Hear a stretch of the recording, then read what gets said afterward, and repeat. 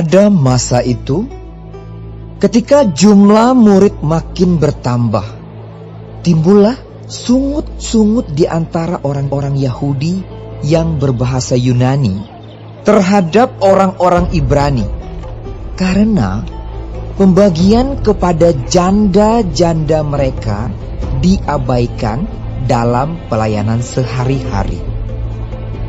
Berhubung dengan itu, kedua belas rasul itu memanggil semua murid berkumpul dan berkata, "Kami tidak merasa puas, karena kami melalaikan firman Allah untuk melayani meja.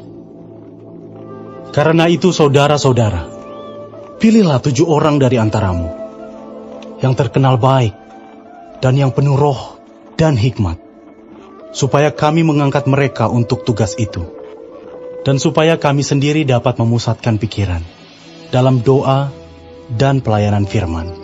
Usul itu diterima baik oleh seluruh jemaat.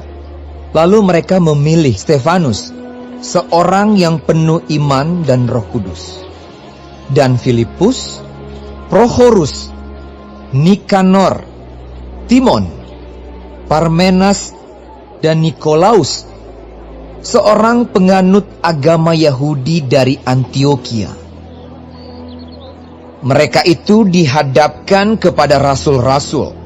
Lalu rasul-rasul itu pun berdoa dan meletakkan tangan di atas mereka.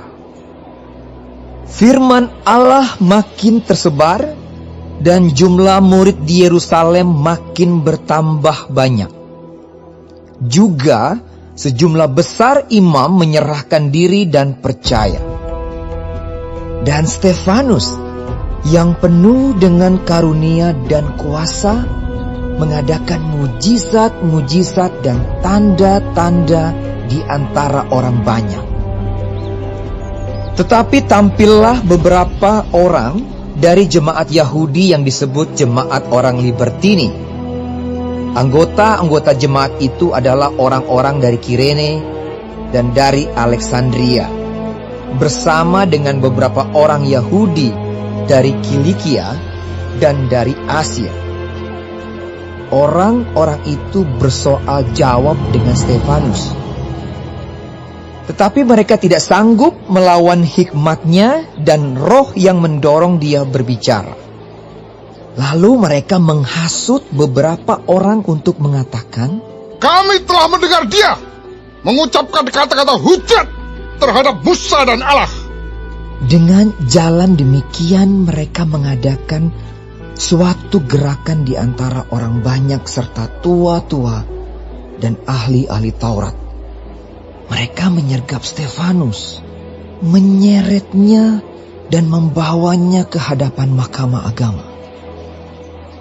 Lalu mereka memajukan saksi-saksi palsu yang berkata, "Orang ini terus-menerus mengucapkan perkataan yang menghina tempat kudus ini dan hukum Taurat.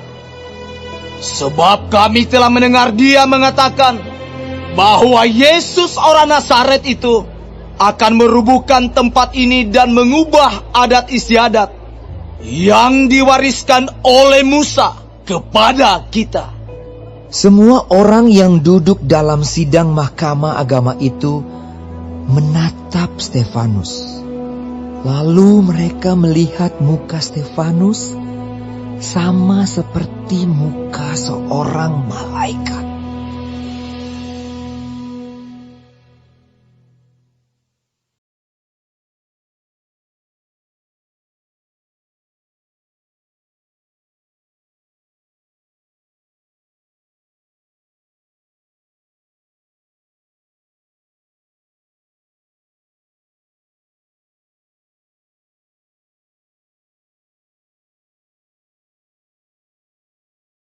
Ia mengasihi Allah sepenuh hati dan begitu semangat dengan pesan Yesus tentang keselamatan.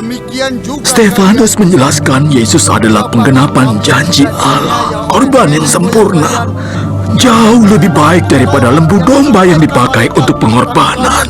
Tapi tiap penjelasan hanya membuat para penuduh lebih marah. Stefanus dipenuhi Roh Kudus Dia memaafkan musuhnya bahkan saat mereka merajamnya. Lihatlah, aku melihat langit terbuka dan Yesus berdiri di sebelah kanan Allah.